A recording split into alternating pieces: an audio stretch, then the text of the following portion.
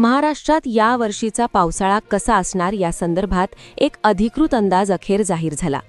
कालपर्यंत देशात दुष्काळ पडणार, राज्यात प्यायला पाणी राहणार नाही याचं कारण बातम्यांमध्ये सांगितलं जात होतं. प्रशांत महासागरात सक्रिय झालेला एल निनोमुळे सगळीकडे शंकेचं वातावरण होतं. पण तेवढ्यात एक अधिकृत अंदाज जाहीर झाला, ज्यामध्ये मान्सूनची खरी तारीख अखेर जाहीर झाली आहे. पावसाळा नेमकं केव्हा सुरू होणार, कोणत्या जिल्ह्यात किती पाऊस राहणार याचा सविस्तर खरा अंदाज याच्यात देण्यात आलाय. खरं तर या अधिकृत अंदाजमध्ये देखील एल निनो प्रभाव राहणार हे तर सांगण्यात आलंय.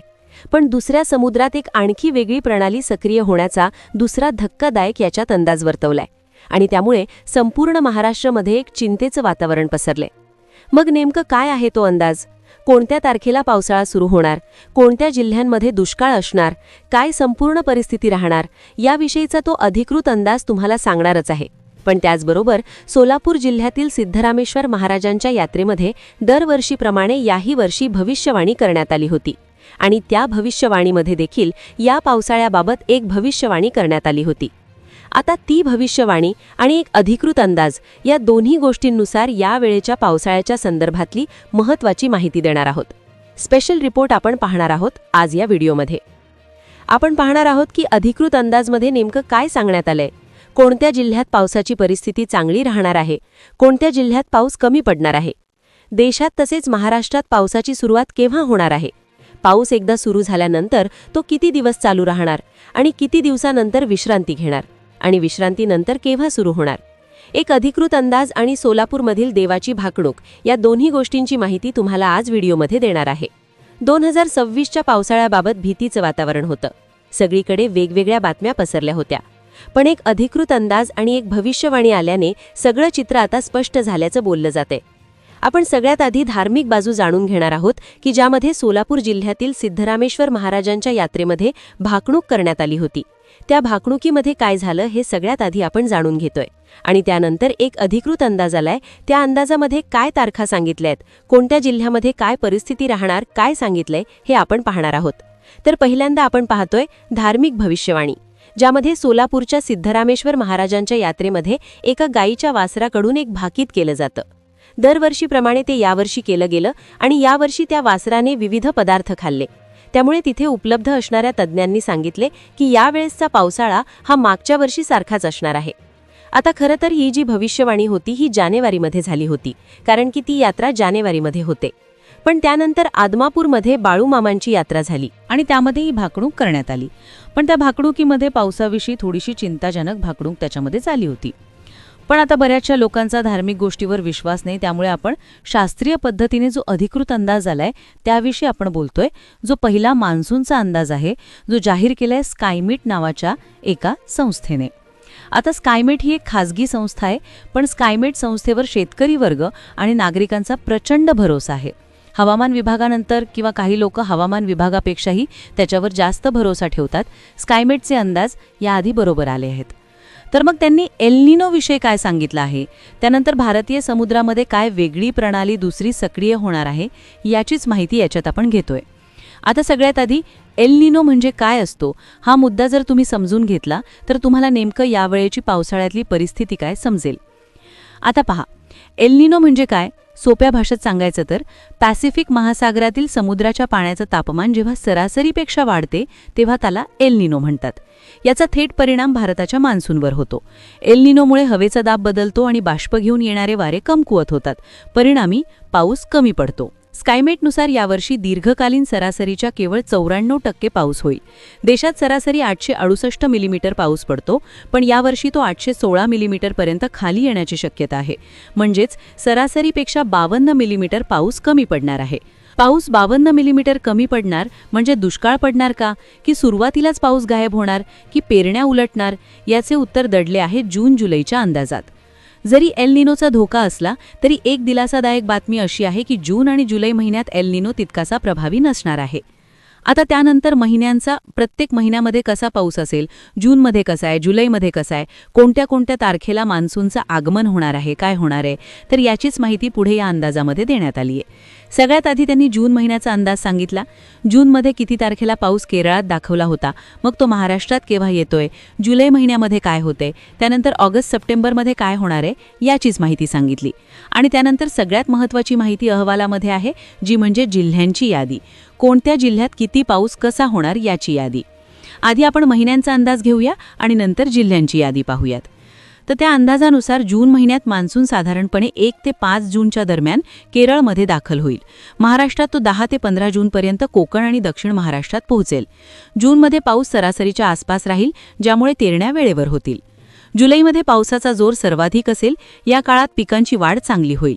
पेरणी झालेली पिके 1.5 ते 2 फुटांपर्यंत वाढतील.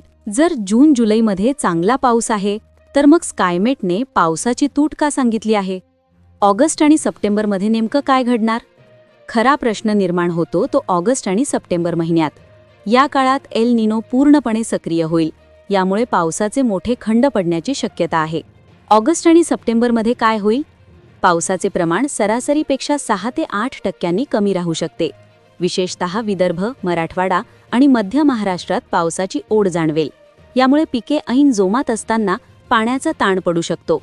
आता ऑगस्ट सप्टेंबरमध्ये अशी परिस्थिती येण्याचा अंदाज दिलाय, पण एक दिलासादायक बातमी आहे आयओडीची. आयओडी आपल्याला वाचवणार. आता हे आयओडी म्हणजे काय आणि कोणत्या जिल्ह्यात किती पाऊस होणार, काय आहे जिल्ह्यांची यादी, लगेच पाहू. त्याआधी आयओडी ही दिलासा प्रणाली काय आहे? आयओडी म्हणजे इंडियन ओशन डायपोल, आयओडी. जर आयओडी पॉझिटिव्ह राहिला तर तो एल निनोचा प्रभाव कमी करतो. 2026मध्ये आयओडी पॉझिटिव्ह राहण्याचे संकेत आहेत. जर असे झाले तर ऑगस्टमध्ये होणारे नुकसान टळू शकते. आता आपण सर्वात महत्त्वाच्या मुद्द्याकडे वळूया. तुमच्या जिल्ह्यात पाऊस कसा असेल? कोणत्या जिल्ह्यांना पावसाची सर्वाधिक प्रतीक्षा करावी लागेल? कोकण विभागात यावर्षीही पावसाचे प्रमाण चांगले राहणार असून जूनच्या दुसऱ्या आठवड्यात मुंबई, ठाणे, पालघर, रत्नागिरी आणि सिंधुदुर्ग परिसरात मुसळधार पावसाची शक्यता आहे. तसेच जुलै महिन्यात येथे अतिवृष्टीचे दिवस जास्त असतील. मध्य महाराष्ट्राचा विचार करता पुणे, अहिल्यानगर, सोलापूर, सातारा, सांगली आणि कोल्हापूर भागात पावसाचे स्वरूप संमिश्र राहील. यामध्ये अहिल्यानगर व सोलापूरच्या काही भागात सुरुवातीला चांगला पाऊस होईल, पण ऑगस्टमध्ये पावसाचा खंड पडू शकतो. तर पुणे आणि कोल्हापूरच्या घाटमाथ्यावर पावसाचा जोर कायम राहील. उत्तर महाराष्ट्रातील नाशिकमध्ये पावसाची स्थिती समाधानकारक असली तरी धुळे आणि नंदुरबारमध्ये सरासरीपेक्षा थोडा कमी पाऊस राहण्याची शक्यता स्कायमेटने वर्तवली आहे. मराठवाड्यासाठी हा अंदाज काहीसा चिंतेचा ठरू शकतो. कारण छत्रपती संभाजीनगर, जालना, बीड, लातूर, धाराशिव, नांदेड, परभणी आणि हिंगोली परिसरात जूनमध्ये पेरणीयोग्य पाऊस झाल्यानंतर जुलैच्या शेवटच्या आठवड्यापासून पावसाची ओढ जाणवणार असल्याने शेतकऱ्यांनी आत्तापासूनच पाण्याचे नियोजन करणे गरजेचे आहे. विदर्भात नागपूर, अमरावती, यवतमाळ, अकोला, बुलढाणा, वर्धा, चंद्रपूर आणि गडचिरोली भागात एप्रिल व मे महिन्यात मान्सूनपूर्व पाऊस चांगला होईल. मात्र मुख्य मान्सूनमध्ये पावसाची 6% तूट राहू शकते. त्यातही विशेषतः यवतमाळ आणि अमरावती जिल्ह्यात पावसाचे खंड जास्त राहण्याची शक्यता आहे. जिल्ह्यांची परिस्थिती तर आपण पाहिली, पण या पावसाचा शेतीवर आणि बाजारावर काय परिणाम होईल? भारतीय हवामान खात्याचा अंदाज यापेक्षा वेगळा असेल का? मित्रांनो, स्कायमेट हा एक खाजगी अंदाज आहे. भारतीय हवामान खाते IMD आपला अधिकृत अंदाज पुढील काही दिवसात जाहीर करेल. तरीही उपलब्ध माहितीनुसार यावर्षी आपल्याला खालील गोष्टी कराव्या लागतील. पेरणीची घाई करू नका. किमान 75 ते 100 मिमी पाऊस झाल्याशिवाय पेरणी करू नका. पाणी साठवणूक. ऑगस्टमध्ये पाऊस कमी असल्यास संरक्षित सिंचनाची सोय तयार ठेवा. पिकांची निवड. कमी पाण्यात येणारी आणि लवकर तयार होणारी वाण निवडा. स्कायमेटने जरी पावसाची तूट सांगितली असली तरी जून-जुलैचा दमदार पाऊस आपल्याला तारून नेणार आहे. त्यामुळे पॅनिक होण्याची किंवा घाबरून जाण्याची गरज नाही.